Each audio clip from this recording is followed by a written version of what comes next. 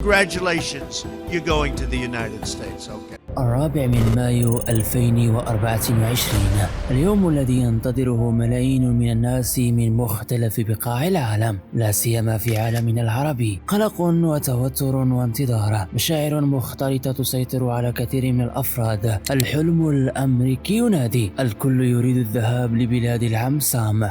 يصادف هذا اليوم 4 مايو الإعلان عن نتائج قرعة الذهاب للولايات المتحدة الأمريكية، وما يعرف بقرعة البطاقة الخضراء الجرين كارد. 35 مليون مرشح ومرشحة تسجلوا في القرعة لهذه السنة. الاختيار يتم بطريقة عشوائية عن طريق الكمبيوتر. يتم اختيار 55 ألف شخص من مختلف الدول. يهدف هذا البرنامج إلى تنويع السكان المهاجرين، ويستهدف الدول ذات معدل هجرة منخفض للولايات المتحدة الأمريكية خلال السنوات ال5 الأخيرة. يراها البعض فرصة للهجرة وبدء حياة جديدة، ويرى البعض الآخر أنه من شبه المستحيل أن يتم اختيارك. تتراوح نسب اختيارك ما بين 1 و3%، لكن رغم ذلك قد تكون من المحظوظين. بين محظوظ ومنحوس كما يقول البعض.